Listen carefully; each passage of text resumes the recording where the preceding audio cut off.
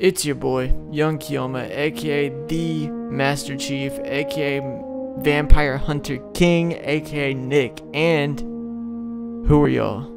Going on, bro? It's Phable, aka Prince Javon. What's happening? And it is your third host, Josh, aka JC, and welcome back to Tower Talk, episode 62.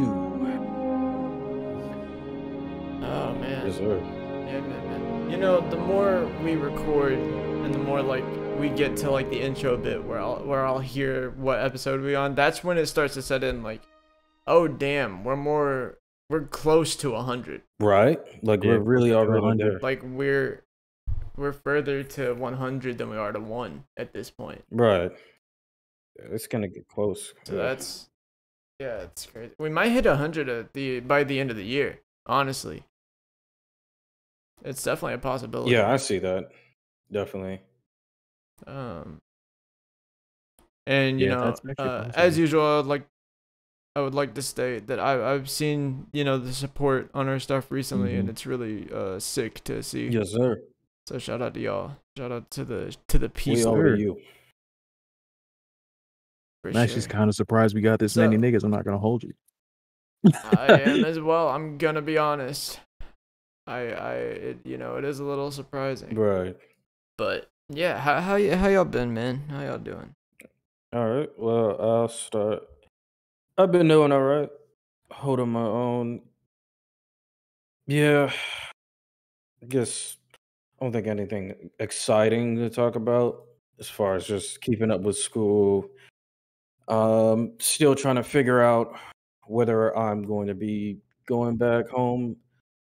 I don't know. There's a lot of complication stuff, as far as like personal family goes, because they haven't really figured out just situations with what they're dealing with. So I have to figure out whether I'm going to have to come back home early to help somebody out.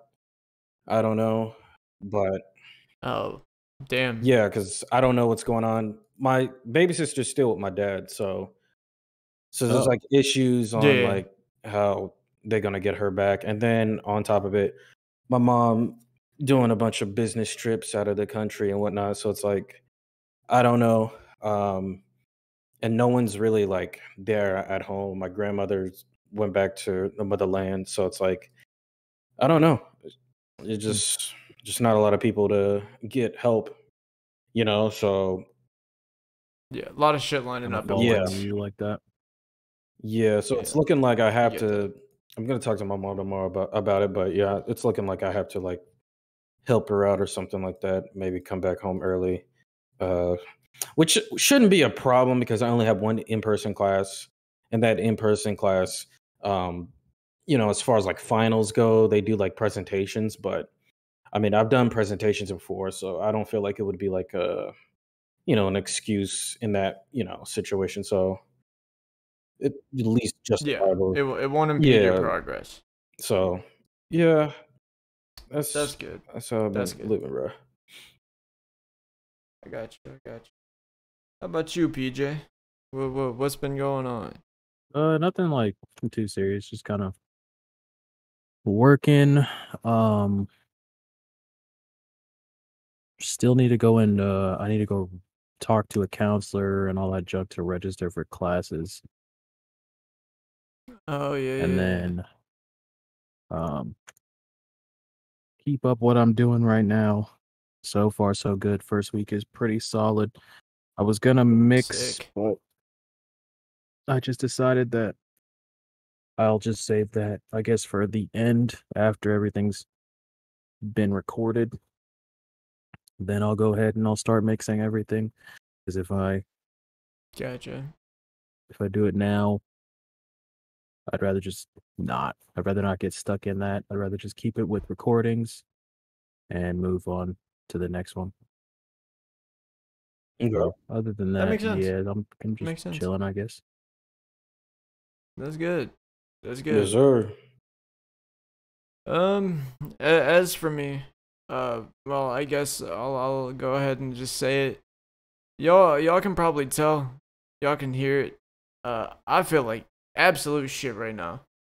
So, if this episode is short, there you go. That's why.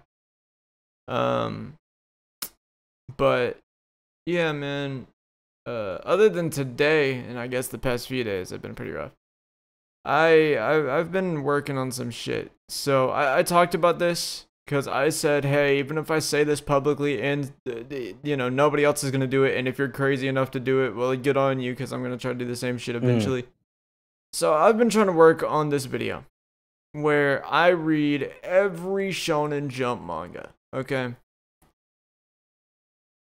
Oh my fucking god, dog. That video is slowly going to drain the life out of me. How many you get done like in a day? Alright, let me talk about it. Here's the issue. None yet. And I have done over 50 plus hours of research on Shonen Jump. 60 maybe. The problem is, a lot of early Shonen Jump manga is lost media. Because Shonen Jump's wasteful ass, you fuckers, have not changed at all in the past fucking 80 years. Okay?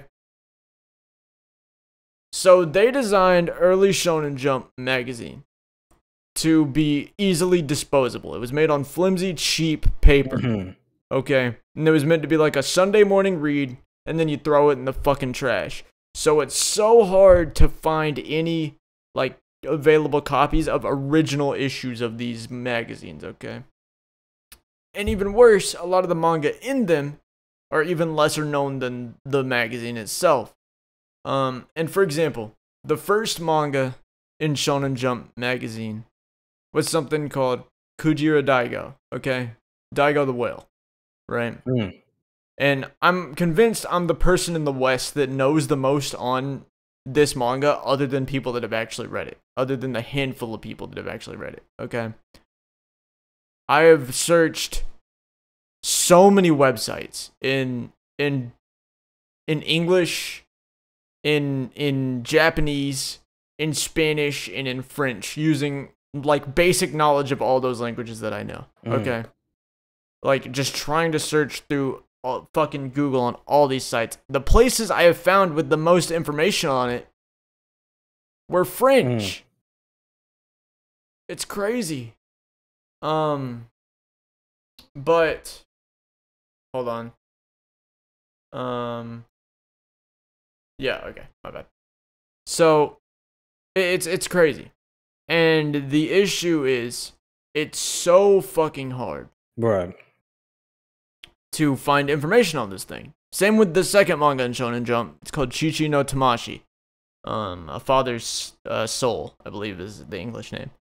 You don't know what's funny about the first manga in Shonen Jump, and it's really telling of the fact that Shonen Jump hasn't changed in years. The first manga in Shonen Jump got canceled after 11 chapters. Why? Why? They just didn't like it. Well, dang. That's literally it. The same reason they do with a series to this day. That are for money. So the problem with it is finding. I have found the first chapter and the second chapter online. It's actually easy to find the first chapter because there's if you're doing this search, right? There's a really, really obscure YouTube channel with a guy that collects like shonen magazines and like Japanese magazines, right? Like really old volumes of magazines, okay? Or issues, my bad. And he has a video where he reads through the entire first issue of Shonen Jump, the reprint that was released in I want to say like 2018, 2019. And so like you can find the first chapter there. He gives like an overview of it because it's really just a read through of the like entire issue as a whole. So like if you want to really read it, you can pause the video and obviously just read the Japanese on the pages to get a full scope. And I can tell the manga's some mid. I can tell it's some mid. Cause like, and granted, I will say his character motivation for the main character is better than a lot of a lot of current day characters. Because his motivation is like he's an orphan. He goes to school with a bunch of other orphans and poor kids. And in the first chapter, it's like corrupt politicians want to close the school because they don't need it anymore. It doesn't make money, right? And they don't want to like help these poor people because politicians. It's pretty accurate, honestly. And the main character's like motive is he becomes the protector of the school against like all these politicians and like anybody else because he believes that access to education should be free for everybody. Really? Yeah, and so he's like even orphans and people that are poor deserve to be able to have education. And it's like, yeah, that's a cool character motivation. I can tell this shit's some mid though, because just the nature of it. A lot of the early manga like that are gonna be pretty mid.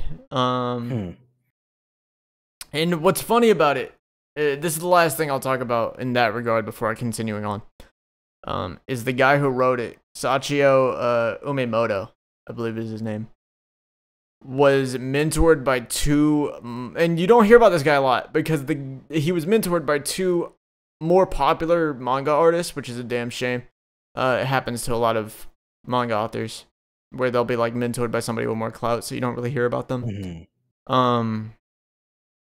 And what's funny is one of the people he was mentored by was Chiba Tetsuya, which the same year that Shonen Jump started and Umemoto stopped being mentored, 1968, was the same year that Chiba Tetsuya would go on to start writing Ashita no Joe.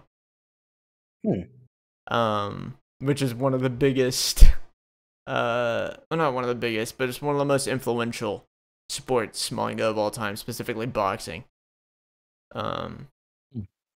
In terms of like stuff I've learned and lore and shit though, like I know the ins and outs of fucking Shonen Jump at this point. Okay. Same with a lot of early manga. I know a lot about early manga now. But I've been working on a far more easy to make video as well. That I started working on recently. Based on a conversation we had on the podcast actually. And I've been rereading, well, I say rereading. I've been reading the manga for Fist of the North Star, so I can make this video. Because I've only ever watched the anime, right? So I wanted to read the manga, get a full, grasp of it, and potentially reread it if need be. And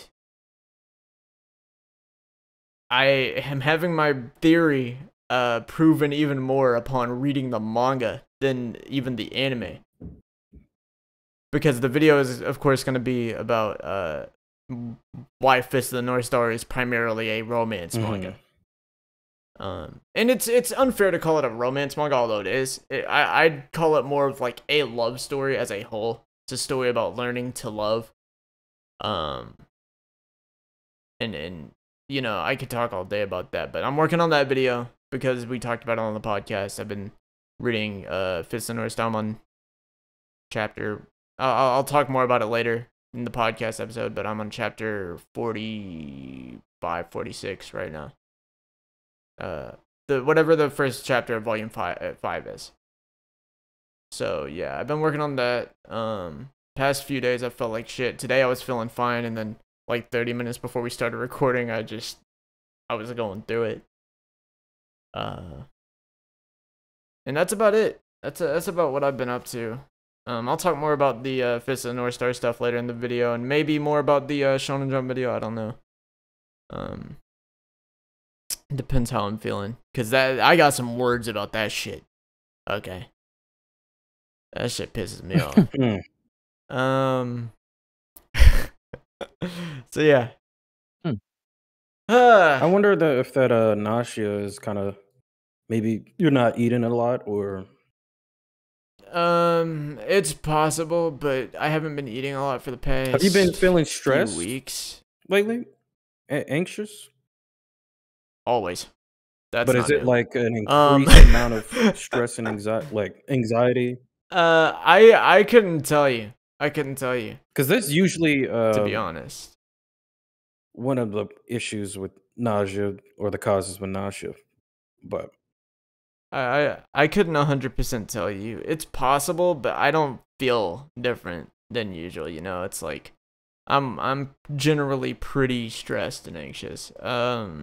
It might have something to do with not eating as much, cause but I think I would have felt effects of that by now, cause like for the past 2 or 3 weeks I haven't been eating like a super lot, just cause we haven't had much to eat. Not like we have had nothing, but we just haven't had much to eat.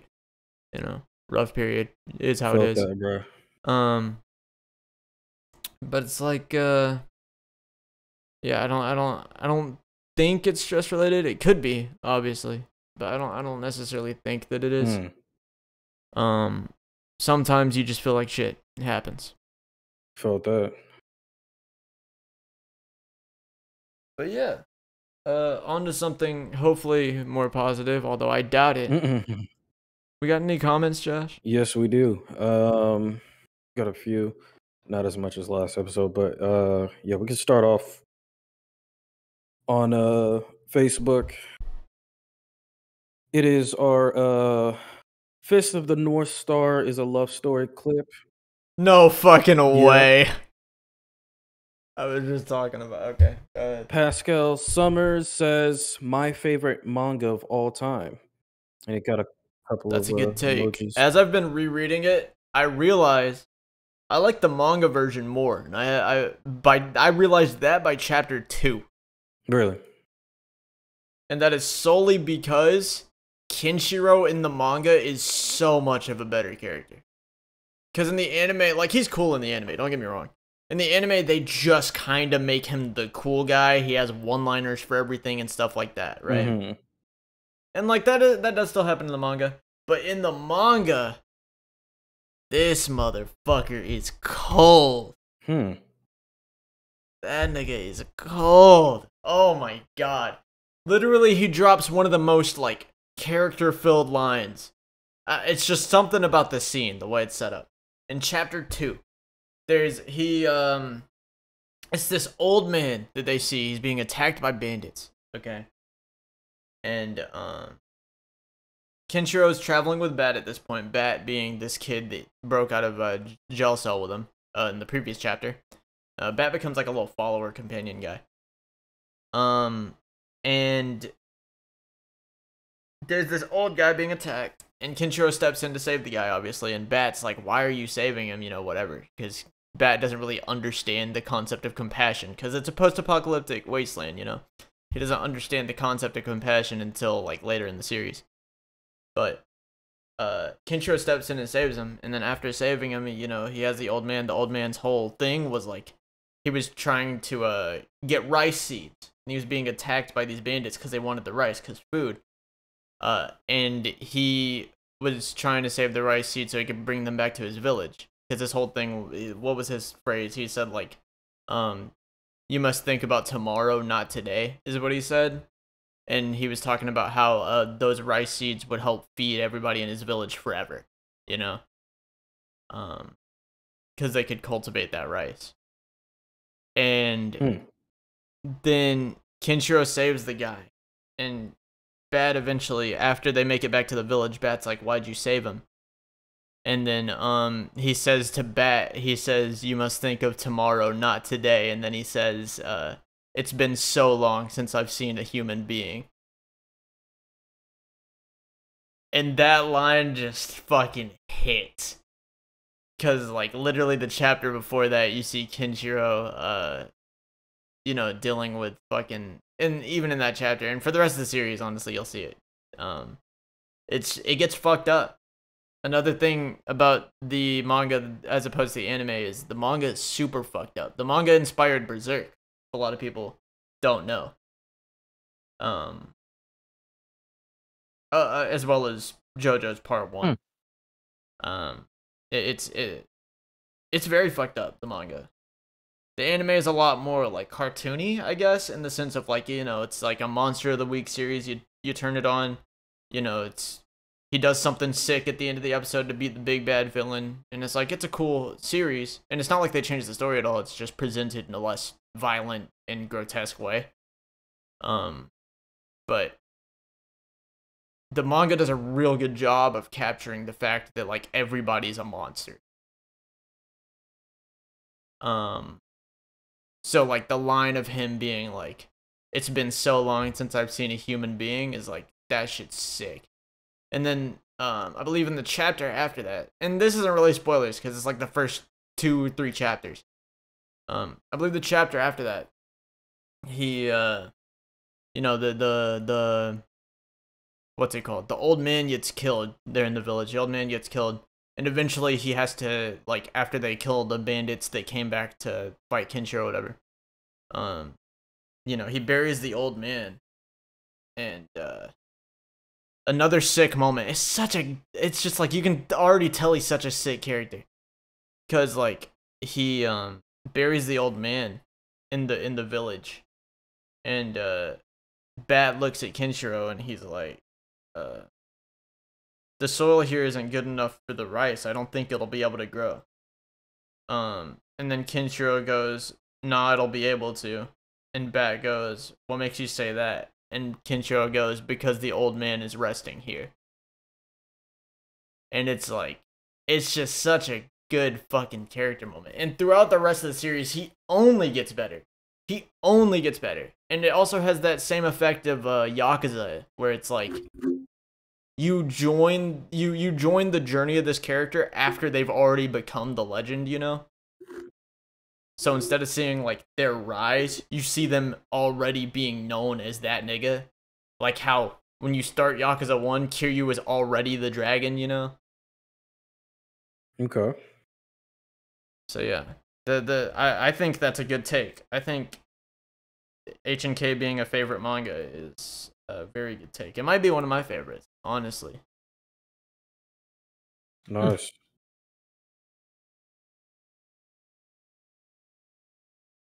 Well, What's up next? yeah, next is on YouTube Shorts. We have Oh boy. our first one, which is We do not got a good track record with these. it's on Usopp's Drip is Mid clip. And no lie, there's 4 people that says you mid. That's so sick. I was waiting for that comment. I was waiting for it. Literally, it's just 4 dudes. Just you 4 you niggas. mid. And if that isn't telling, I don't know what is. I knew we were gonna get something with the Beautiful. One Piece. I was waiting. Man, I hope they're One Piece fans. I fucking hate One Piece fans. They're just running the stocks as a One Piece fan. I hope they're One Piece fans. Oh man, I love pissing off One Piece fans. Wish I could just Thanos snap all of them out of the bracket. For real. As a One Piece fan, I love pissing off One Piece fans. Bruh. Y'all gotta stop. Y'all gotta do better. That's just like the second nigga I've heard this week talk about something I feel like Thanos, bro. I'm getting tired of y'all niggas. That's what I'm Everybody want to be saying. like Thanos, bro. Everybody we gonna wanna act be like like that nigga Thanos, wasn't a bro. menace.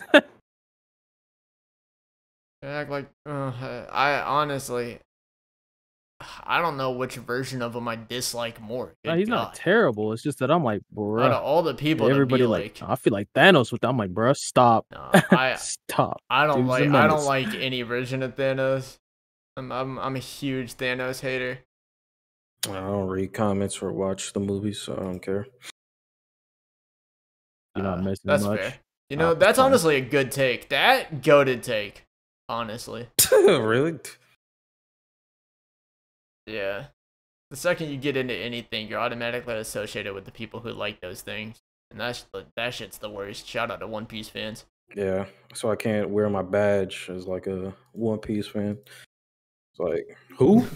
Mid piece? Yeah. Here's the thing. How are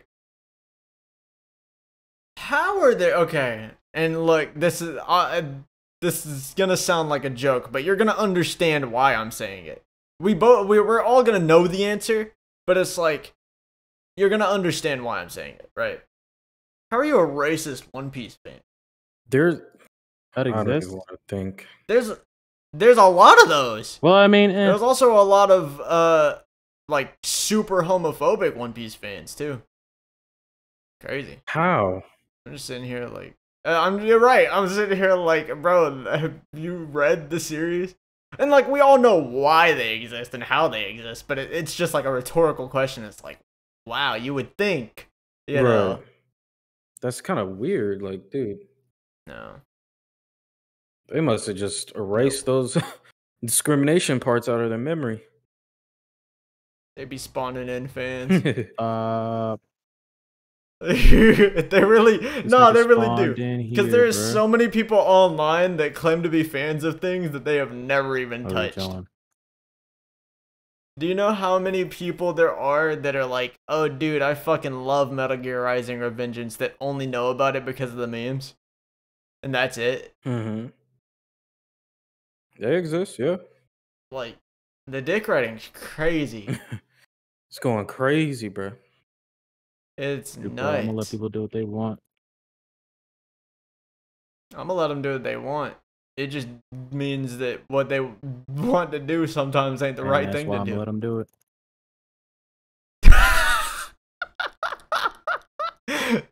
Because if they do it, then I get to laugh at them for content on my podcast. Here it is, baby. It all comes full circle. That's tough. We're just not finna stop you. If you try to do something stupid and whack, and I say no, or if I'm like, yo, I don't think you should do that, you're probably gonna get pissed at me because you think you're right. So I'm gonna just let you do it.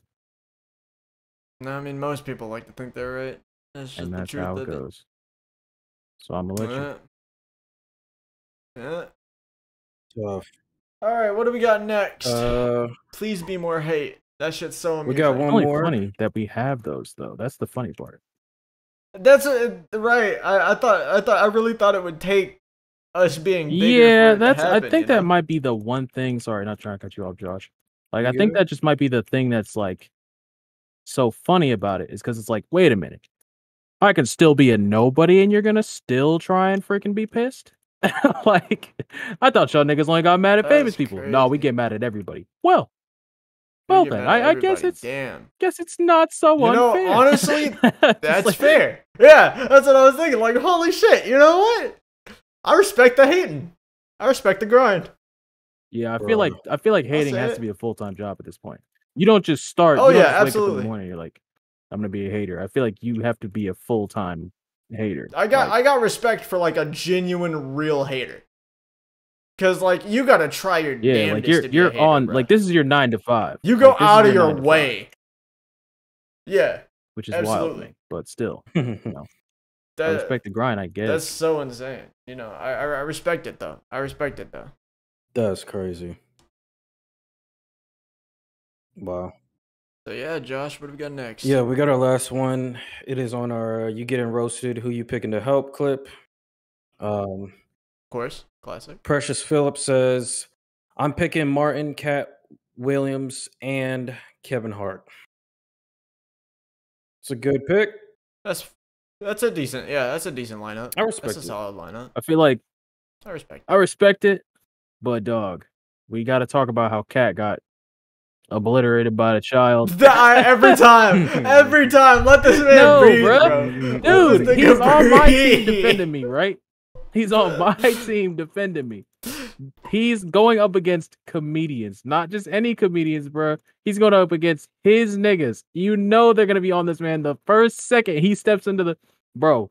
Think about it like freaking like Brawl and Melee, bro. Like Cat Williams enters the fight. They know what this nigga. They already know, bro.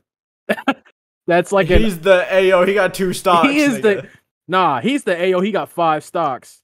Everybody else is sitting there like, well, what you mean? Nah, see, because you got the highest.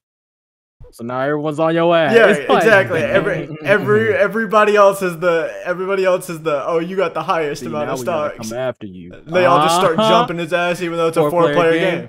What's that? Oh, motherfucker. Hey, that nigga ain't lost a stock yet. Why you say that? Just let me live, bro. That's one of my least favorite things about playing Smash. Just let me live. Hell no. Get that stock over. Thought she was just gonna get away with it. I'm not gonna lie. I'll what I used to do is if I would play Smash with like a group of niggas, here's what I would do. I would start, going crazy. I would take like a good solid 2 or 3 stocks and from nobody in particular, just in general. And then I would jump off the ledge. I would like do a combo and then like oops, accidentally SD in quotations. Bruh. In reality, it was just so I kept the stocks even. Because then I wasn't going to get jumped. Dude, I just choose big ass foolproof. maps and play as Ike so that way niggas can't catch me.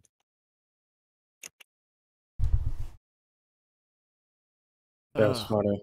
I just smash, man. Smash with niggas is not. It's never a fun time. No, absolutely not. I heard they don't take showers. I don't know about that one. Smash niggas. I said smash with niggas, not smash niggas. Okay, calm down. Smash niggas. We could talk about it. We might have talked about it last week. We got smash niggas going to tournaments without masks on and coughing up blood is what we got. Okay. I mean, not really surprised, bro. No, it's from that group. No, not surprising. It's only sad because it's like, man, y'all just didn't learn the lesson, huh? Nope. And look, don't talk to me about no Smash niggas. I hate Smash niggas. I hate Smash players. I can't do it no more.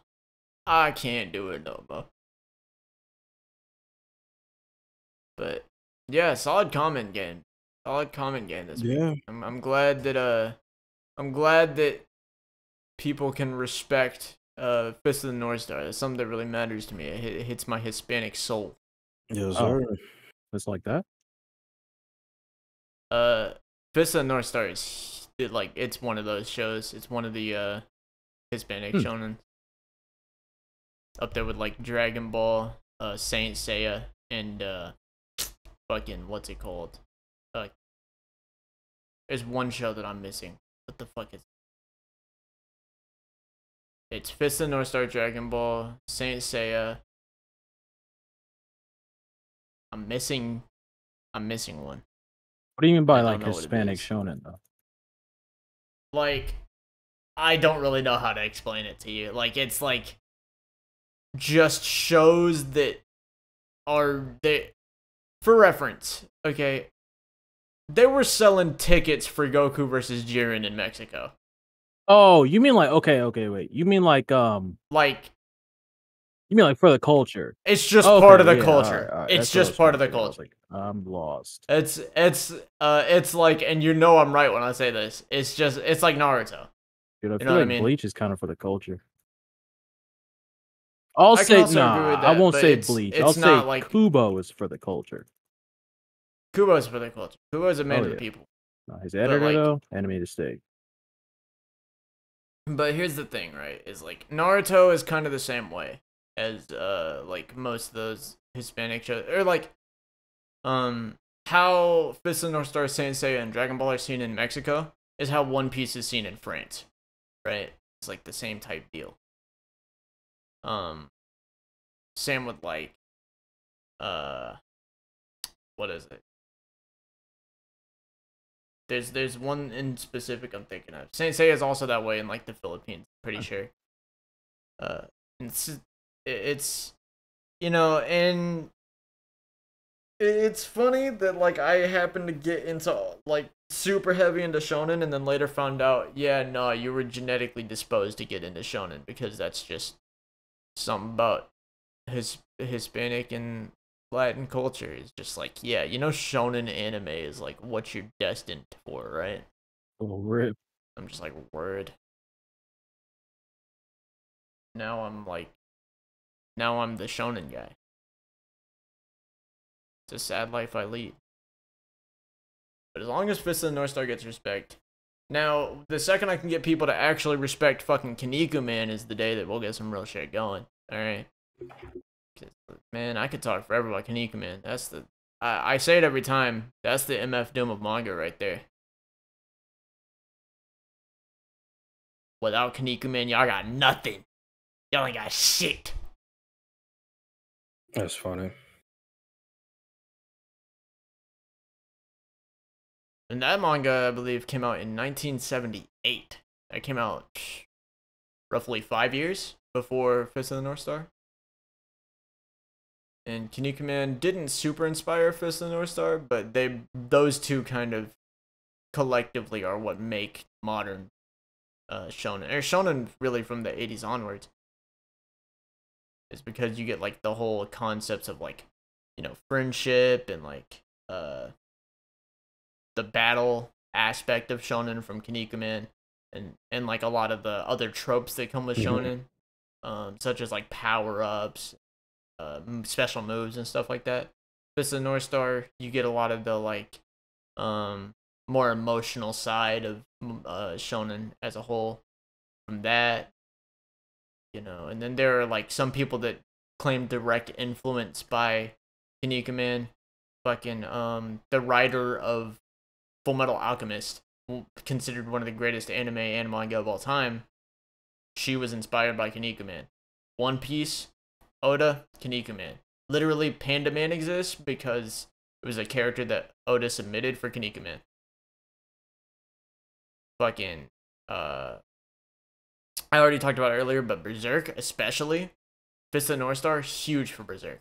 The concept of Griffith and Guts exists because of Shin and Kenshiro. Fucking, like, a lot of these manga, a lot of things that they get are from those two series. So, glad to see that people can put respect on at least Fist of the North Star, but I feel like Kinnikuman did more for manga as a whole. Or for shonen as a whole, I won't say manga.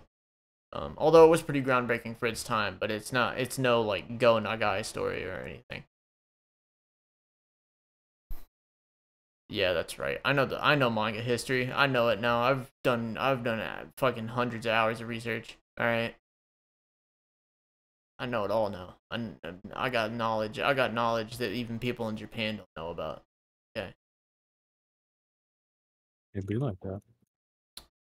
But yeah. We got any more? Sorry. Speaking of knowledge, Josh, you got any tech to drop on us today? Yeah. First off, this week we got something for Twitch. I just realized this. Having Franker's face.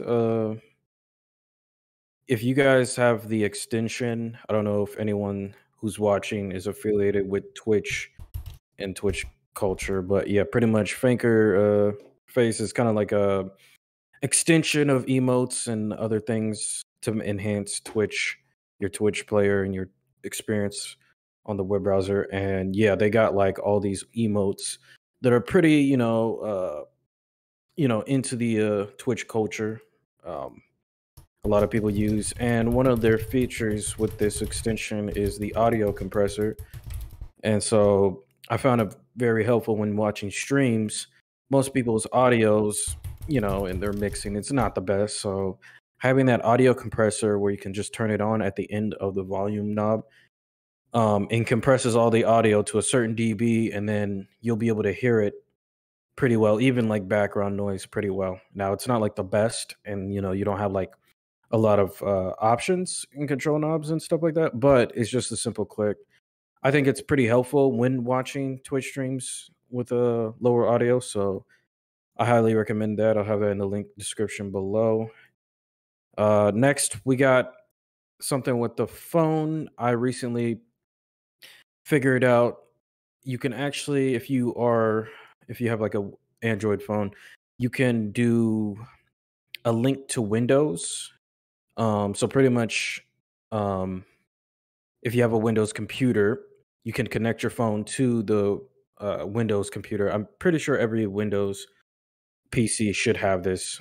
But yeah, if you link it, you'll be able to do phone calls on Bluetooth. If you have a Bluetooth computer, you'll be able to, again, do messages, screen mirroring, go on apps, etc., stuff like that. So if you find that useful or helpful in any way, I'll have a link to that where you can like mirror it and stuff. But of course, you got to have those requirements to do that. And lastly, but not least, speaking on the topic of phones, I also figured out some stuff with battery charging. So um, it has been researched that using 100% of your battery will slowly deteriorate your battery's life on your phone. And this is just in general with Yes. a laptop and other device. That's also true with if you keep your charger in past charging it to 100%, it can weaken the battery Yeah. as well. And so they have this feature on Android. It's called the limit battery charging. So it'll limit to whatever percentage. Mine limits to 85%. So it just stops it there. And I started doing that because not only I don't want to like ruin the battery because I've had previous phones dealing with those issues. I also want to use the 120 hertz on it, and that drains a lot of more battery. So I'm trying to see if maybe this will improve the battery over time because I have been doing that. But at the end of the day, I definitely want to get a better phone anyway. So and on top of that, you can also do wireless power sharing. So if you have another phone, you could pretty much use your phone to power or charge another phone. Of course, you'll have to have those features. Um, it just depending on the Android phone that you got and then the Android version. So it's not like, you know, compatible with every phone, but it's there. And if you ever need battery to be charged, there you have it. I'm honestly considering switching most of my stuff wireless anyway. I already want to get a wireless headset for like main use and kind of keep my studio headphones as just studio stuff. Um, just after replacing my Bear Dynamics. But yeah, that's pretty much it for tech for me. What did you replace your Bear Dynamics with?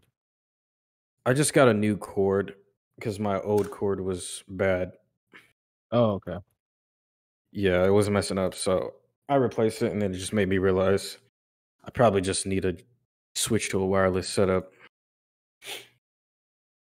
Oh, you want wireless?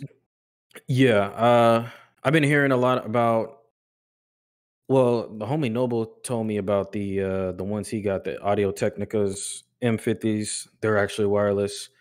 But I want one where it has a microphone on top of it too. Because you know the studio headphones we have is pretty good for gaming, but I want like a mic with it because if I ever get in like a VR situation, if I'm recording VR content, I can definitely just have that on the go instead of just trying to, you know, for whatever else, try to get an external mic. So yeah, I definitely want to consider that. And I also been hearing like the Steel series has been pretty good for most people. So yeah, and then they also have like mod mics, which I've never. I think Moon has a mod mic on his headphones, but yeah, I've been hearing a lot about the mod mics. So that's some stuff I'm gonna do once I figure out. Once I get money. Excuse me. Shit, you Yeah, telling I need me. money first. The hell. But yeah, Welcome back to the Broken Hated in America podcast. broke on broke on broke on broke. Yeah. How we doing? How we doing, Broken Hated in America podcast gang? If you can't tell by now, but I am broke.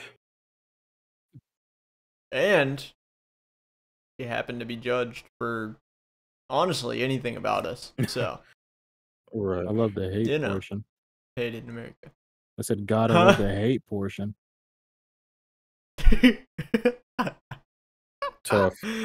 I mean, at this point, yeah. it's just a part of life. Yeah. Yeah. It's just a part Yep. of freaking life. Let it happen. So what was that tech? Is what it is.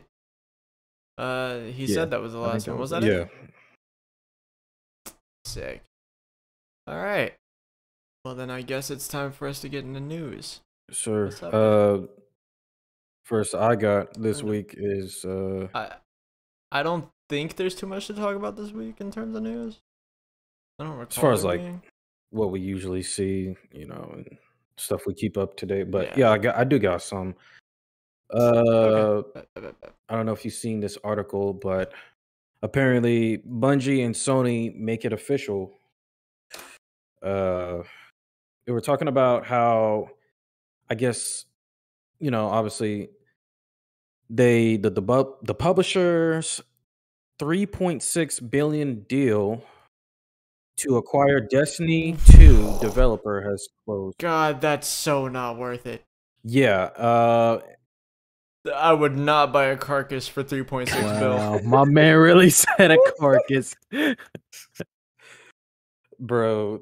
Yeah, and they said both companies have confirmed that Destiny 2 will remain a fully cross-platform game going forward. Fucking better. That's the only way it'll remain in the green. The funny part is, bro, it's like y'all act like y'all had a choice in that matter. Right. It's like you do that or go bankrupt, dog. What's it gonna Right. be? Like, don't worry, we're still gonna have You it do that be or get- multi-platform. You didn't have a choice, but you know, sure. Yeah, it's not as big of a deal as when COD announced that, because COD could have legitimately just maintained sales off of what it had. But they chose to stay cross-platform. That's crazy. But yeah, my bad. But with Destiny, it's like, y'all had to do that or else you would have had to go bankrupt and fully assimilate into Sony. Dude, we Why? might as well do that junk now. Like, calm down. Shit, might as well. They made 3.6 bill. I would split. I don't know who the fuck they got in their marketing room that managed to sell that company for 3.6 bill, but whoever that nigga is, he needs that money. That money's all his. This man said he needs that money. That is his money. Nah, I would not have bought I would not have bought Bungie for like not when the player base literally was at the time just going down month by month. There's no way I would have paid 3.6 bill. I would have dropped maybe. You could have a band. Okay, I'm not gonna be that greedy. Realistically, someone just walk into your room, just like you can have a band mean, for it. I'll give you a band for all of it. Realistically, they had to buy Bungie for a decent amount of money just because stakes were higher. Because, like, the whole buyout with the No, I Blizzard understand. had just but it's happened, like, right? So, like, they do have to pay a sum, because Bungie can leverage that. But, like, even then, over a bill is insane to me. Yeah. and $5 Over a bill. I would not have done it over a bill. I would have barely done it for a bill. I'd have done it for like 800 mil, probably. Interesting. Yeah. In all honesty, if it were me.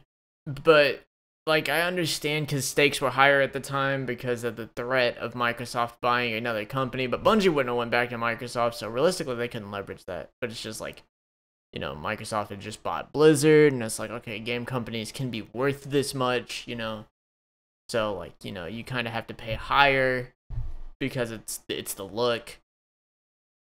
But no way am I paying. And it'd be different if Bungie did, like, other stuff besides Destiny, right? Right. Because it's like, Destiny IP does sell. Granted, the player base was dwindling at the time. But it's like, it does sell.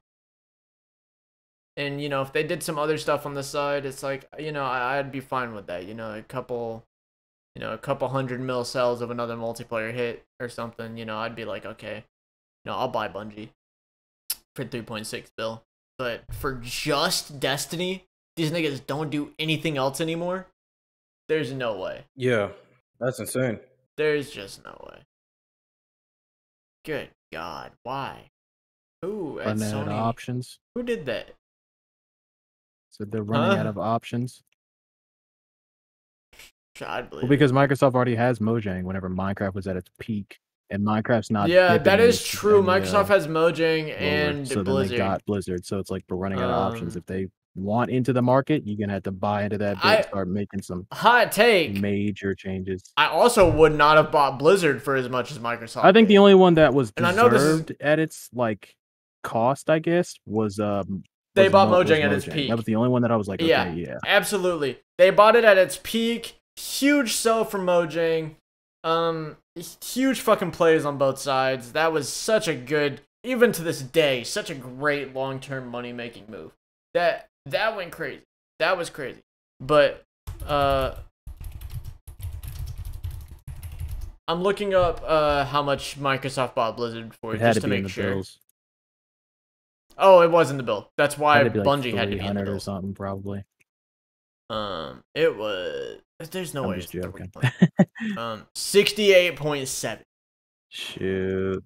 No shot on my fucking name would I buy Blizzard at that point in time, literally on the fucking at the height of a fucking sexual assault scandal in the workplace. Would I have bought that company for $68 billion? Right. There's no way, especially not when Overwatch 2 had no news at that point. So Overwatch dead IP at that point in time, right? No reason, not worth the money. Diablo, no new news at that point. Not worth the money, dead IP at that point. World of Warcraft doesn't go down when it comes to terms of like making money. It just stagnates. And then like Call of Duty. And like Call of Duty is worth a lot of money, right? I believe that. I would pay bills for owning the rights to Call of Duty. 68 bill? I don't think I'd pay for Call of Duty. 10? You just told me 10 for Call of Duty? Right. I don't know about 10. I'd be like I'd that's say like 30 reasonable. for COD. I ain't going no 60, but 10 to me, I feel like COD has definitely made more than 10 over the years. So it's like, to be fair, No, absolutely. It is valued at it's valued at over 60. No, I understand that. Right? It's like, but I'm saying like to buy it out for 60, nah. But absolutely. But I think it's just a matter of because at that time, well, no, because Warzone was making money too. So I'd still say 30. I'm not gonna say no 60. I could believe 30. I don't think that's completely unreasonable. No way I'm going to 68.7, damn near 69 bill for it. You know? Fuck off. You gotta go 68.7 and then drop the 69. That's kind of whack too. But if you drop a 20-30 for COD rights, I'd believe it. Only reason I say at 10 is because you're buying Blizzard, and you're still letting them retain ownership of their IPs. I don't think it's worth $1 though. Right. So it's like that's why I'm like 10 at most, right? Because you're buying Blizzard, but not the rights to their IPs, so technically they still have like the ability to overlook that. So it's like since I'm not getting Call of Duty, you know, it's like I don't think it's worth even 30. Makes sense. But like that's a reasonable thought process from somebody in the boardroom, though. It's like, oh, Call of Duty, so much fucking money. But like there's just no way. There's just no way. Like that makes the Bungie deal. No, that Bungie deal might be just as bad because, like I said, I'd drop maybe 800 mil on that. To be honest, if Bungie did anything else, then I'd believe it. There's no way. We talked about this in a previous episode. I know we're getting way sidetracked, right? We've talked about this in a previous episode. Mm-hmm. Business teams for game companies don't know what the fuck they're doing anymore. Like, Microsoft has the best one. And even then, 68 for Blizzard was a stupid play. But, like, Microsoft easily has the best business because of the company as a whole. I think that's the problem. But it's like, gaming companies as a whole just don't know what the fuck they're doing when it comes to, like, business anymore. The big ones, yeah. It's kind of nuts. I think it's because, like, after you get to a certain point, it gets harder to manage. Absolutely, right? Especially when you're a vastly growing empire, like a lot of game companies are, you know. you're up there with the bigs, right? Like you entered the big Right. leagues at that point. And it's not just that you entered the big leagues, you're there. Like there's no dropping from this point either. You're either gonna grow or you're gonna freaking absolutely tank. But because you're so high up, the odds of you tanking are pretty much like they're not there. Yeah. But it's like your business practices. You can either Nintendo that junk, you know what I mean? Or you can like trial and error it to figure out where you're gonna be. And that's a lot of what Microsoft does, right? Is like a lot of I'll say this, Microsoft, when it comes to specifically gaming, they're pretty safe with most things that they do outside of gaming, but with gaming, they do take a lot of risks. They're not scared because they have the money to, obviously, it's Microsoft. Like, they're not scared to push that money around, you know? But, like, it's just, like, I feel like people weren't as stupid when it came to gaming. But I guess at the same time, right, like, gaming's bigger than ever. And it will only get bigger because it's just cracked, you know, in the past 10 years, it's cracked into the mainstream, right? Mm-hmm.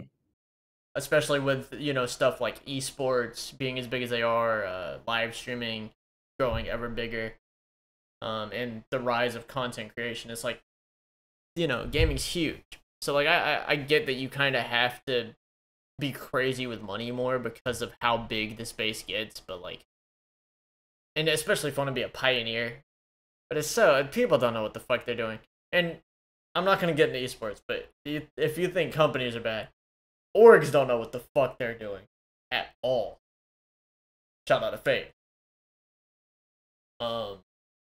But yeah, that's all I'll talk about on that. Anyways, continue, Josh. I'm sorry. Yeah. Speaking of Bungie, y'all hear about the Bungie lawsuit? Is it sexual harassment? No, even more interesting. There is a. Did I just send the same one? You sent the same one. I swear to God, I just copy and paste that. Interesting. But yeah, pretty much, allegedly there's someone who was impersonating Bungie, sending false copyright strikes to a bunch of Destiny YouTubers. To a bunch of Destiny YouTubers. Yeah.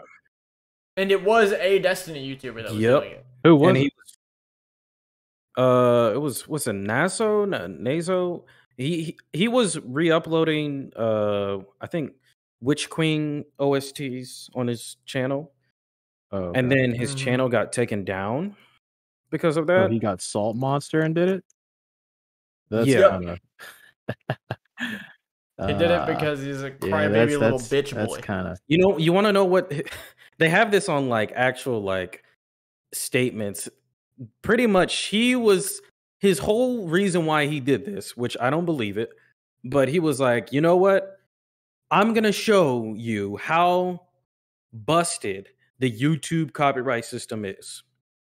That's literally like his main leading point. Like, I'm going to show y'all how easy it is to impersonate someone from a company, have no identification, you know, to prove that I am an actual Bungie employee, and I'm just going to send all of these YouTubers over 90 false copyright strikes. What is this freaking? So he became Lizard Squad 2013 all over the. Dude thinks he's Dr. Ozymandias from fucking nigga just turned to Lizard Squad. We're gonna prove to you how your system's faulty. Like, yeah, sure, nigga. He's covering his ass. Now what he said. Now he did do that. He did prove how broken the system is. But that's not the reason. But that's not why he did it. I guarantee you that's not why he did it. He's covering his ass. There's actually a 0% chance that that's why he did it. You're not that smart. There's no way you re-upload game soundtracks. Yeah. But, like, you know, that is what he did. I mean, that's what actually, and also, I may have just dissed it, but shout out niggas that are not scared to re-upload game soundtracks, because they do not be uploading them bitches anywhere. Low ever. Key. Shout out to y'all. Unsung heroes for real. Yeah. I think Bungie's suing him for like $7.6 million. Yep. I'd believe it. Yeah, Defamation. and Make him pay a solid like 500K for each false strike. I'd see that nigga out the ass. you can't get mad. I mean, you had it coming, No, you bro. definitely opened up that can, bro. Sorry. You did that. That's on you. Yeah, and he does prove the fact that it's easy to just copyright strike anybody without real identification, Yeah, and that's like a it's true. major issue with YouTube right now. Yeah, Always it has really been. is. True, actually. I Unfortunate, feel like bro. at this point, bro, YouTube's on that whole like, that meme, where it's just like it's always been easy to copyright strike. Dude pulls out a gun. Always has been. Always Like, has been. Like it really is just that easy. But that's definitely not No. why you did it though. there's I'd no put way. money on. I'd put a lawsuit worth of money. Bruh. Yeah. So I thought that was interesting. That is interesting. Yeah, next, I'm probably gonna have to bring out my phone for this one. I wrote down like all the stuff, but yeah, pretty much I saw that FL Studio has the 21, I guess the version 21 beta out, and like they pretty much previewed all the updates and like potentially what's going to be on FL Studio 21. So I can read through it real quickly, but anyone who's like a producer who's been kind of waiting for this might be interesting. But yeah, pretty much they got a new fade in, fade out feature. So this is just not only with like audio clips where you can actually like fade in clips and stuff like that and fade out. It's like crossfade features on there too as well. So it makes that more easier because beforehand you would have Oh, just to do it when you want to just simply fade in something. hold on. Discord just fucked everything up. You're gonna have to repeat that. Discord's being Really? mad weird. Okay. Yeah. Yeah, pretty much fade in, fade out feature gets a fade in clips, fade in uh anything on the playlist as well, and crossfade as well. So again, usually we would have to use automation clips. You don't have to do that with this new feature. You can also now finally, I don't know why they didn't add this in the first place. You can now favorite your sounds, and Oh, that's kind of funny because I never thought about that. bro, I always thought about that. Like, how easy would it be just to like our favorite sounds, just favorite it, just to go That back? is gross that wasn't Yeah, already like yet. I No, don't it know why they wasn't. never thought. Yeah, it's just weird That's disgusting. because like I think Ableton has that. It's like every other DAW for the most part has that. So I don't know, but yeah, you can now do that. So all you got to do, like, it will be on the browser tab, and you'll definitely see it if you download the beta. And they on top of that, they also have tags and search functions. So it's a little bit more intricate as far as like finding certain sounds. So you can actually tag your sounds as like an 808 kick, whatever it is, and then every time you search for 808s or like hit the 808 tag, it will show up all of those 808 sounds. So yeah, if you want to be more organized with your stuff, you can finally do that. With that, they also have I forgot, it says gain knob, but I'm not 100% sure what that means. It says having something to do with the fading the clips. So I guess there's like a gain knob with that. I don't know. I have to see for sure. They also have an autosave feature. I guess they improved it.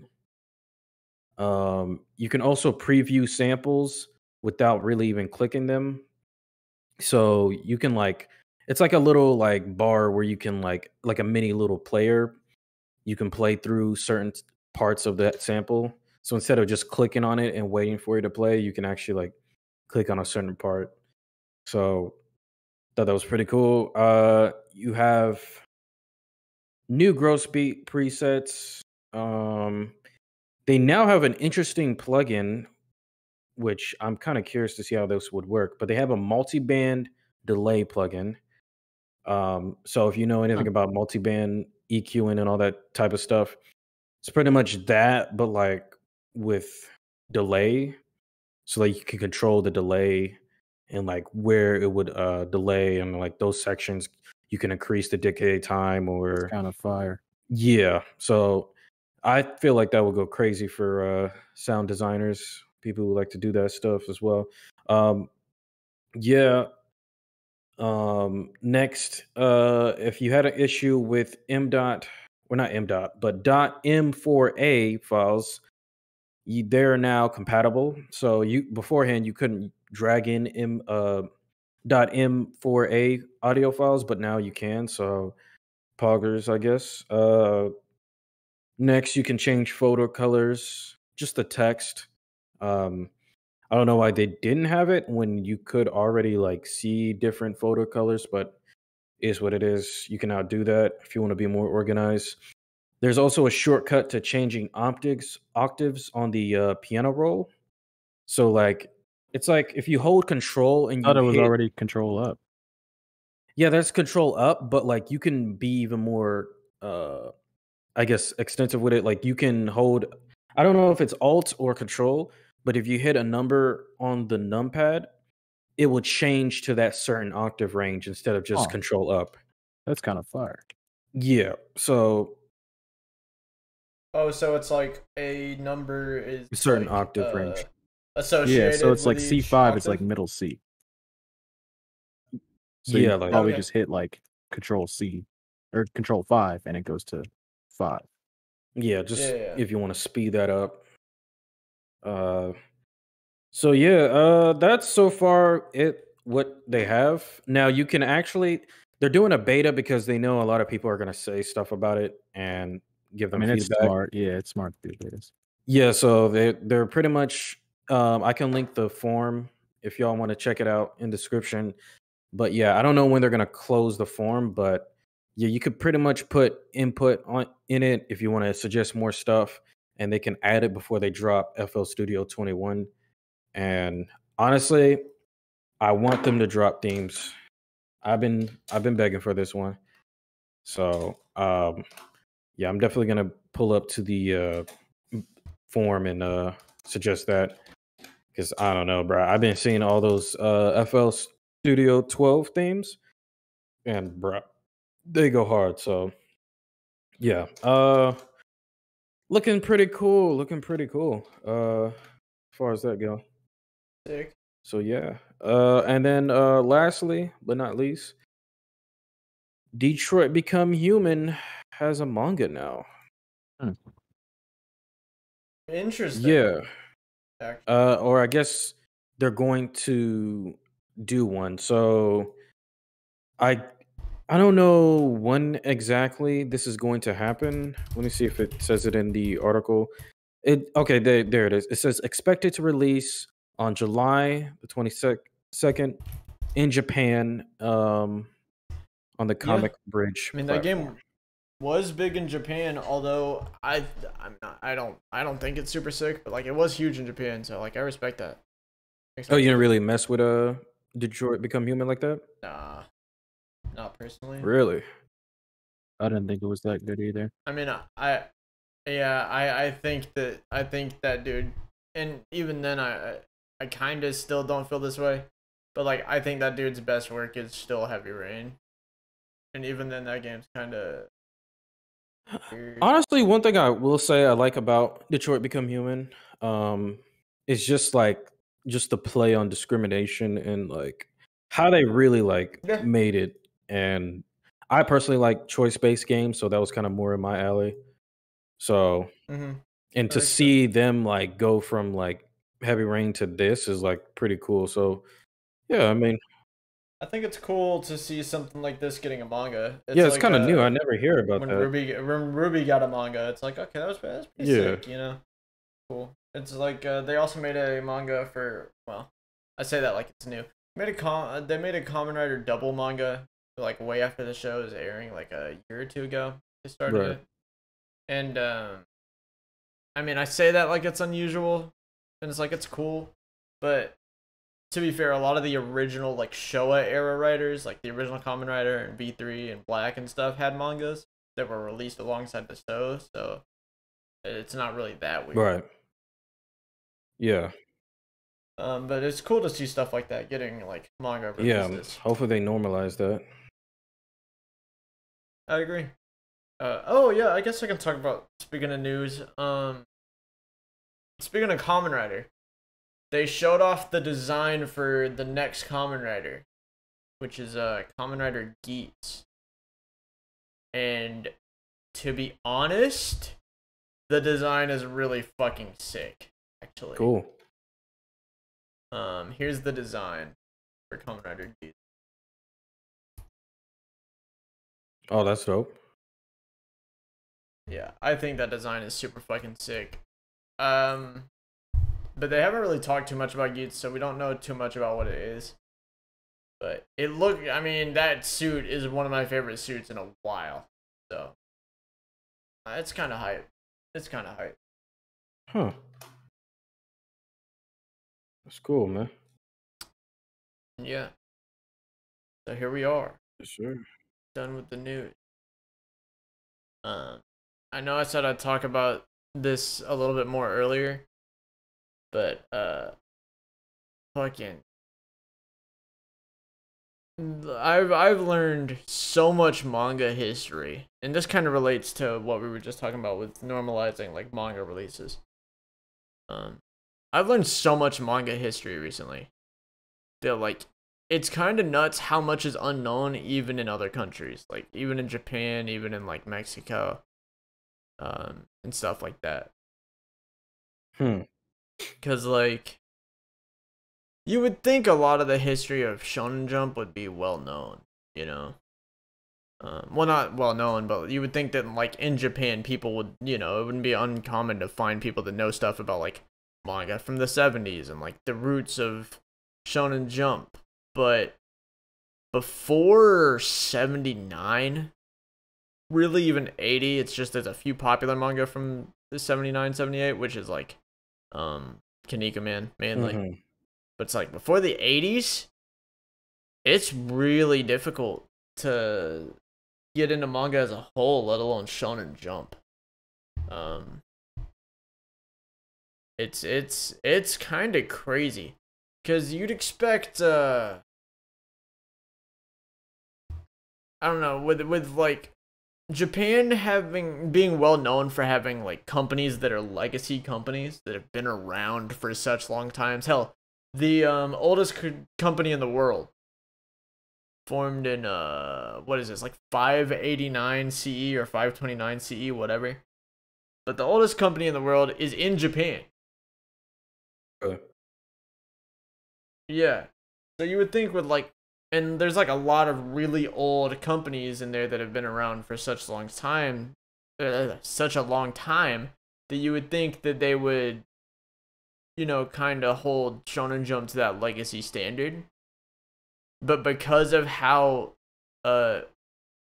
disposable they were, it's so uncommon to find anything about old school Shonen Jump. Except for like a handful of series. And by a handful of series, I mean shit written by Go Nagai. Other than Go Nagai, there's like nothing known about early Shonen Jump, really. Shout out to him, though. Without him, we don't have like half the genres of manga that exist today. Dude created Mecha. Dude created Ecchi. Dude created Devilman. Right. Which there's a really funny story about that. The reason Devilman exists is because he was writing the first Ecchi manga, right? And people were like, we don't want our kids reading this. This is vile. You know, it's over-sexualized. So what did he do? Not only did he continue writing that series, he didn't stop. He started another series, and that series was Devilman. Which, the original manga for Devilman is known for being extremely gratuitous in both violence certain types of content, foul language, fucking just a lot of fucked up things. All because he was mad. All because he was like, oh, y'all want bad? I'll show y'all bad. Y'all get mad for me showing a little bit of titty? Okay. I'll show y'all bad. That's why Devilman exists. Like, the pettiness, I can respect that. I can respect that. He also created the first mecha manga, which was Mazinger Z. Mazinger Z is the grandfather of mecha. Up there with Gunbuster, which Gunbuster is one of the only mecha shows I've actually seen. It's made by Hideaki Anno, same nigga that made Neon Genesis Evangelion. And Gunbuster is pretty sick. I have not seen NGE yet. I plan on doing a video series on that as well. But Gunbuster's pretty sick. Albeit also has a little bit of ecchi in it, but you know, it was popping at the time because Go Nagai had just gotten off his ecchi block, so it was popping. But yeah, it's crazy how much history is well, I guess the same could be said of a lot of things, but it's crazy how non-committal people are to keeping like the history of this stuff intact, I guess.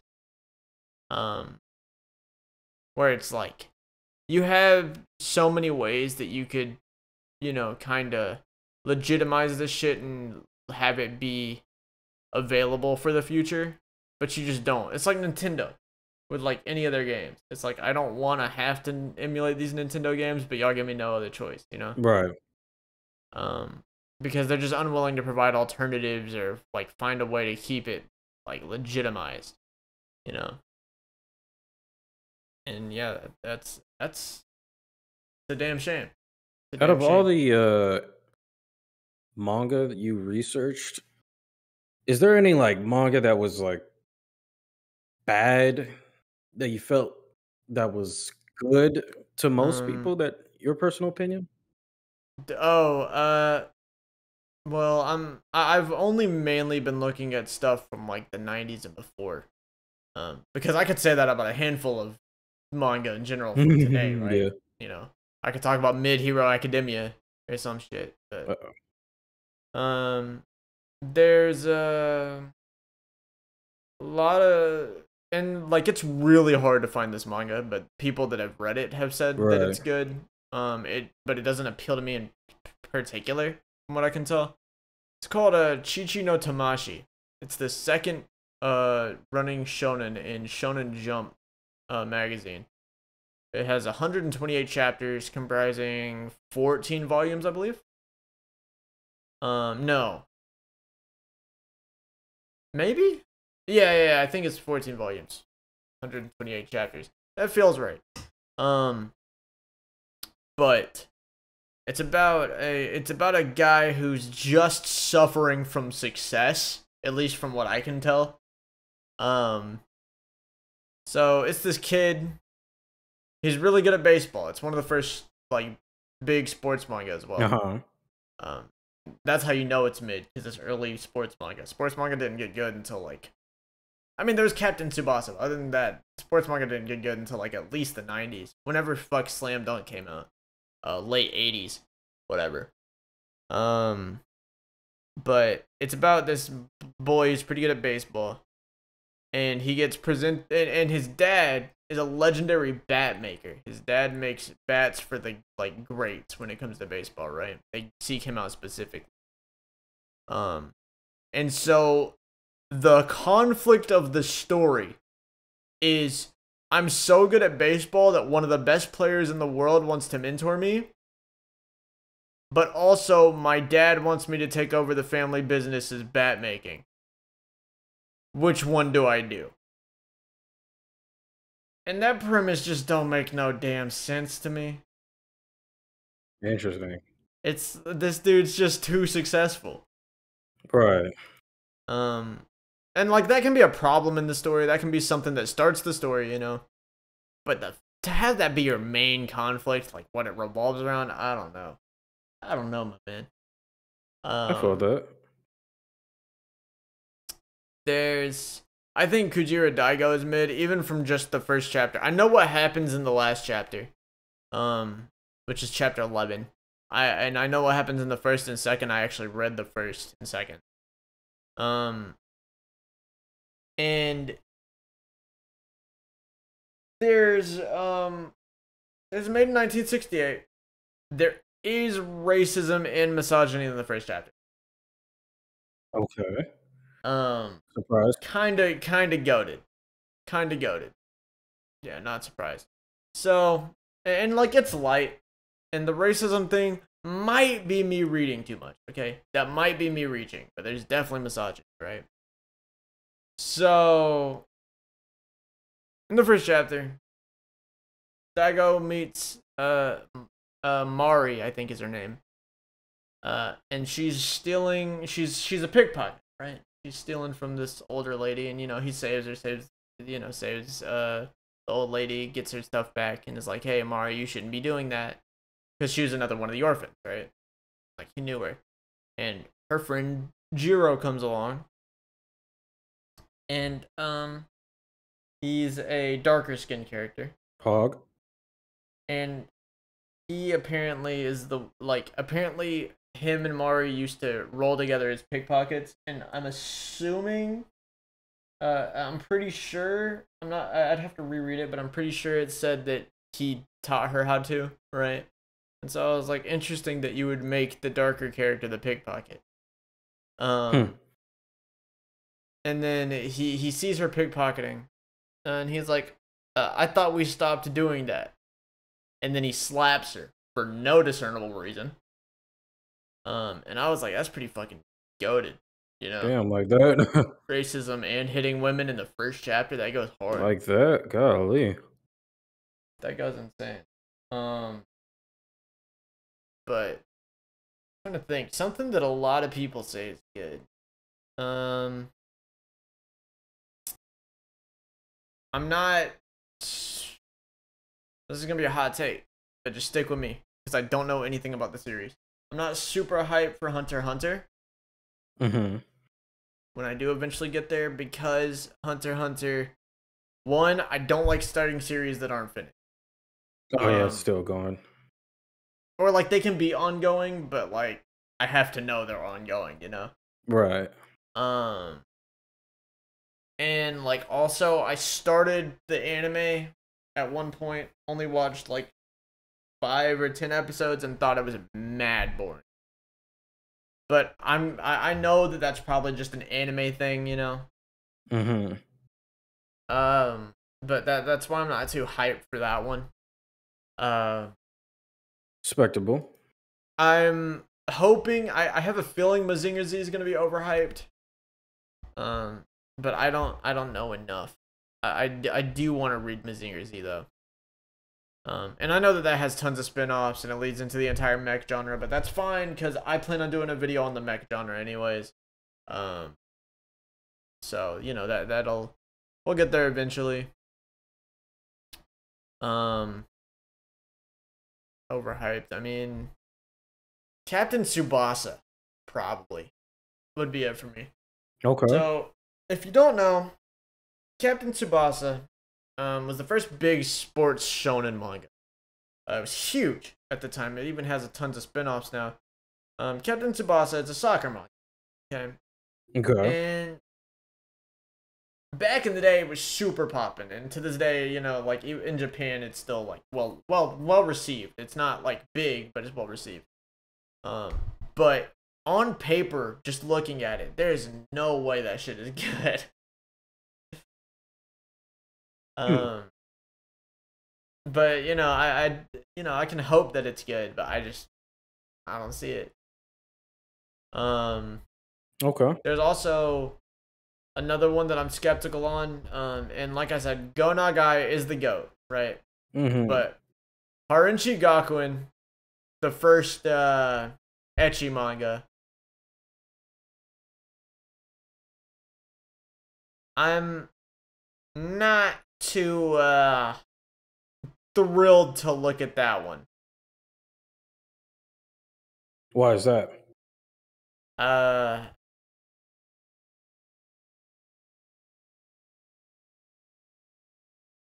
It's sus, man. It's like weird. It's like bad. Oh. I'm also, and this is just my lack of knowledge on the subject, right? But I'm also like uncertain of the age of a lot of the characters in Haruchi Gakuen, which it's an ecchi, so. But I do recall some of the characters from what I saw looking kind of young. So like that worries me that series might be. You lost me. Yeah. Young, I'm out. I mean, it did eventually get canceled, right? But I know it was more of like a thing where Gona Guy was like trying to push boundaries, you know? Mm-hmm. Because that's what he always does. He always does some shit that he's a troll. Like, other than Mazinger Z, I mean, Devilman was made to piss people off out of pettiness because people were mad at Haruchi Gakuen. And Haruchi Gakuen is like it's like the first ecchi, and a lot of people didn't like it, and it got slammed to the point where even after he continued it, it got canceled. So it's like, you know, I get it. You know, he's a boundary pusher and a troll. But, like, I just am not hyped for that one at all. There's no way that shit's good. And like I said, I'm unsure of just how sus that show is, or that manga is, and it's a long runner. It's a long runner. So. Okay. Yeah, that's probably those two are probably the ones I'd say. Captain Tsubasa and Haruchi Gakuen. I'm trying to think if there's anything else I can think of from like 90s or before. It's like that.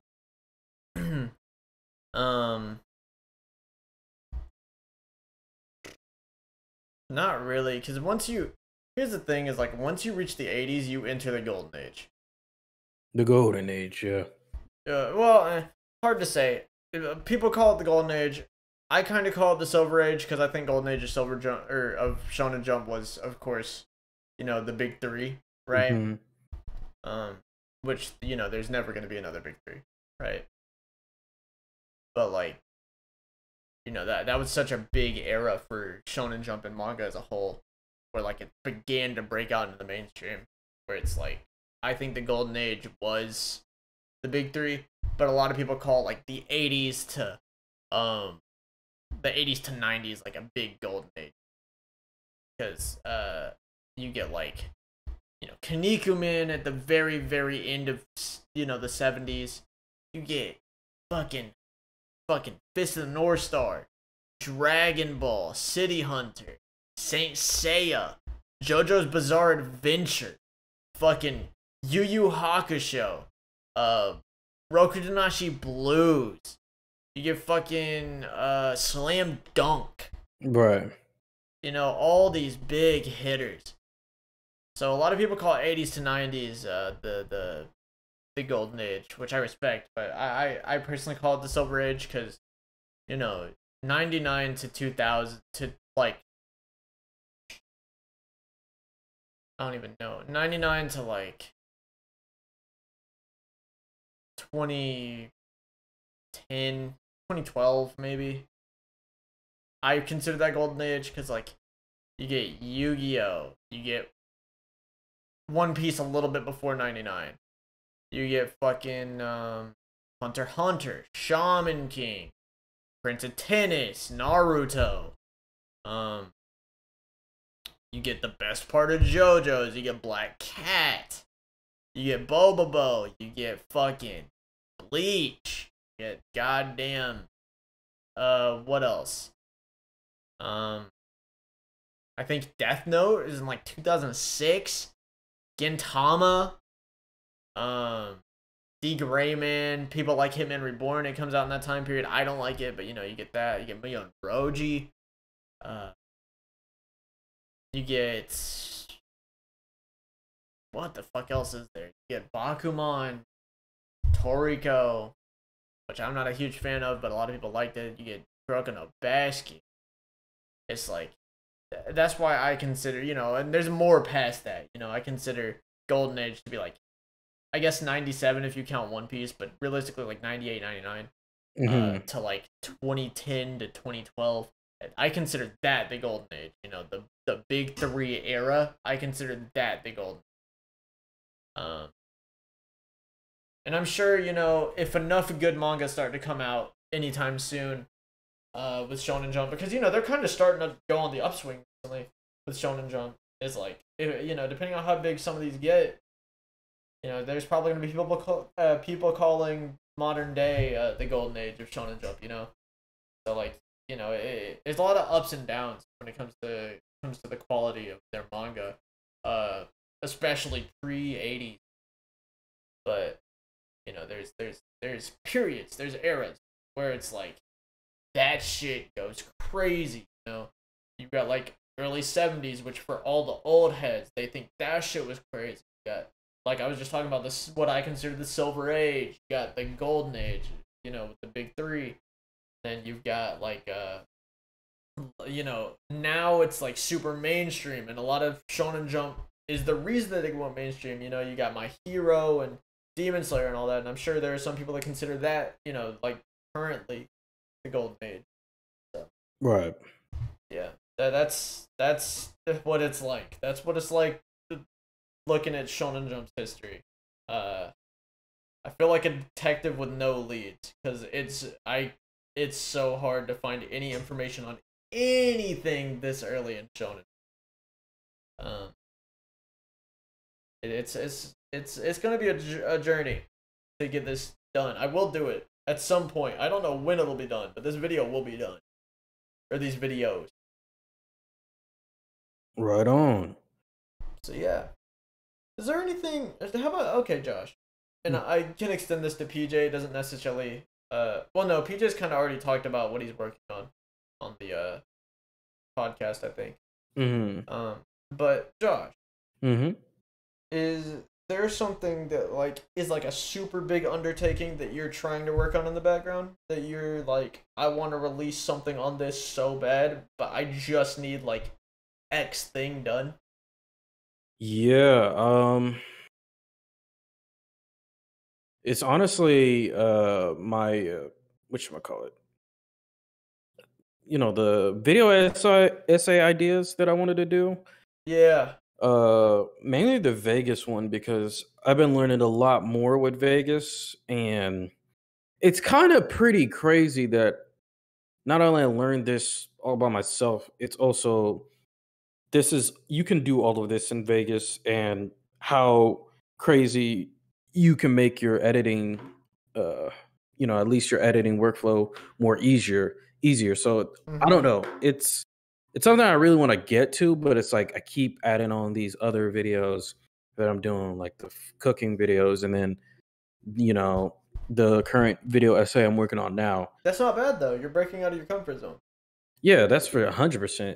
Because now it's like I could try different type of videos. I'm kind of doing the same, where like I was uploading every day for like a week. I took a break from DNF and uploading, and then I was like, you know what?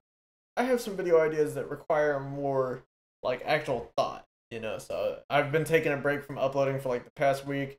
I've been, starting, all this research and Fist of the North Star, and I got like videos on the way where like that are a lot more fulfilling, I guess. Yeah. Than just me turning on the camera and playing some fucking fighting game for an hour and a half and editing it down, Mm-hmm. Where it's like, I really want to discuss, and like I talked about it so much in the one episode. Hello, cat. Thank you for screaming in the middle of my recording. But like, I've definitely, you can tell how much I want to talk about it, because like I've talked about this in so many, like the episode where I talk about the Fist of the North Star being a love story was months ago on the podcast. That episode was months ago. And to this day, I still have that same thought in my head, like, I want to turn this into a video. Like, that's like a super fulfilling thing to me. Or like, I've talked to you about how I want to do a 3-part series on like Evangelion. You know, Right. it's like they're much grander ideas that require a lot more thought and effort than me just editing down me playing some fucking game. Mm-hmm. Yeah. It's like the build up to just get there. Yeah, it just takes time and patience. But I mean, It really does. that's the cool thing about it because you got something. So yeah. Yeah. And I know we're not gonna talk about anything, but I know PJ is kind of like that as well. How there's something that just requires a lot more thought and effort for him Mm. than what he's been doing. So Yeah, we just working, bruh. Yeah. I mean, we can go ahead and we can talk about it. I'm not really. It's. I'm working on it. It's gonna be done. It doesn't matter if I talk about it now or anything like okay, that. go for it. But I mean, I'm just not in the business of rushing, like unless I know, because there's still like it's not just like techniques, and I feel like that's something that people still don't understand is like you're learning and doing at the same time. It's not as Yes. if you're a master and you're doing it, you're learning and doing it at the same time, which means Yeah. it's going to take more time. It's going to take longer because, like, for example, like the projects that I have after this one, that I have lined up after this one, are Mm-hmm. more genre bending stuff than this one. So Yeah. if I don't know how to mix in different genres, how am I going to figure out how to mix them together, like blend genres together? You won't. Yeah. Um, but I also am not a master at mixing this one genre. So I'm not a master at making this one genre. So like, it's just not to me something that I feel like a lot of people are just like, oh, you just do this and that's it. Like, nah. It's like if you were trying to be like the world's best pianist and you have a show every week, yet you don't really know how to play piano yet. Yeah. It's like you didn't learn this when you were 7 and you're 23. You learned this like when you were 15 or 16, or like maybe 18 and you're 22. Yeah. So you don't have that many years. But, Yeah. you do it regardless. For sure. It's what is it? It's like it always takes more time to pursue an aspiration than to just do some shit, you know? Mm-hmm. It's like when it's something that you're like, I want that, it always ends up taking more time than not only you initially planned, but like than you would doing other stuff that's like similar to what you're doing. Because it's like, well, those aren't the things that I want to do. What I want to do is this one thing.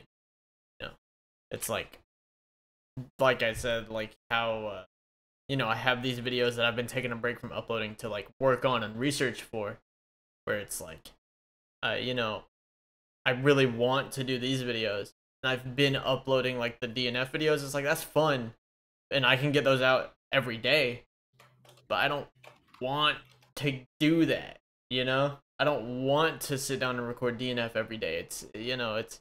I was playing it every day, and then when I started doing the videos for it every day, it became a chore. Combine that with the fact that I was losing tournaments because my character's dog shit, and I mean, it didn't kill my love for the game. I'll still play the game, but like I'm taking a break from the Hitman challenge for a while, right? Mm-hmm. Because it's like that also just wasn't doing anything for me. I was getting better at the game, and I was getting better at that character, but that's not what I wanted to do, you know?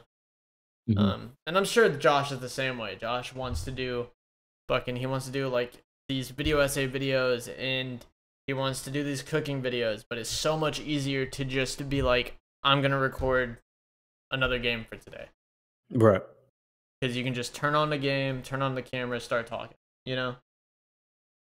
Meanwhile, with like a cooking video, for example, you'd have to set everything up, and then if, let's say you accidentally fuck up like anything while cooking, it's like you can keep it in for a funny bit, but eventually you're gonna have to redo shit, you know? And like all this other stuff. And with the video essay, it's like there's so much editing that goes in, and trust me, I know, I've done a few. It's like there's so much editing that goes into it, and so much research and time put into it, and then you gotta record. And if you script it, which I don't, but if you script it, it's like that's also gonna take time, and you're never gonna be able to read how much time that's gonna take. But it's always more worth it because it's you know, it's, at least for me, I feel like it's very hard to feel fulfillment in things that I do.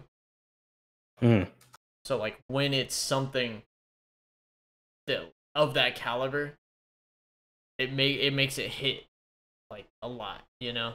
Where it's like I finish a thing. Very rarely do I finish a thing, I'm like, holy fuck, I did it, you know? Because usually I bash my head against the wall, it works eventually, you know? But like when it's something you really, really set out to do, it's like very rarely do I feel that sense of fulfillment, you know? Do y'all enjoy the process? Yeah, kinda. I do. Personally. Same here. I hate aspects of it in the sense of like how slow it can be, right? Or in the sense of how people can use it as an excuse, right?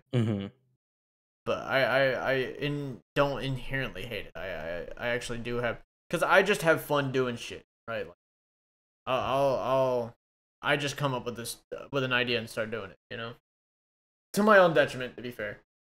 But I'll just come up with some shit and start doing it, and I'll just do that shit until it's done, or until I don't feel like doing it anymore. But like, you know, very rarely do I feel like it's the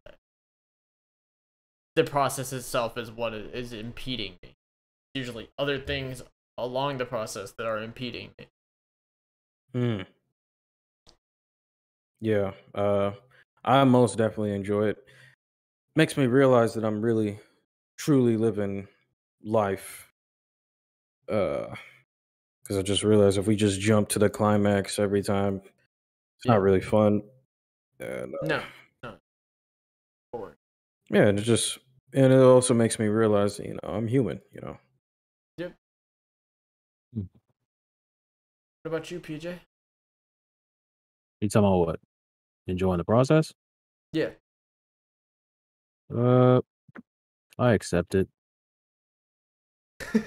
That's fair. It's not necessarily that I hate the process. I feel like for me, it's probably the same as y'all, but I guess worded differently. But like, once you commit to the act of doing something, it kind of, all the other stuff just kind of rolls off, I guess. To where it's like, okay, you've committed to the act, so I don't have to get it right. I don't have to really even win. Like, I've committed to the act. So I accept it as kind of that. And I mean, I'd say like it helps with perfectionism a lot, and like hesitancy. That's another thing. Anxiety. It helps with a lot once you've committed to the act, because it kind of takes the pressure off of everything. There's no stakes. It's just kind of like, it's like playing to win versus playing to play the game. Does that make sense? Yeah. So I usually now don't, me personally, I am a I do not like losing. That's just something that I, as a person, probably need to work on. But at least at this point, no time soon am I going to start doing things and not try to win. That's just me. But, That's fair. you know, committing to the act, accepting that part is fine with me. Because that's just how I think about it, and just how I think about doing things, is that if you're not playing to win, and what I mean by playing to win is if you're not trying to win, then you're not actually trying.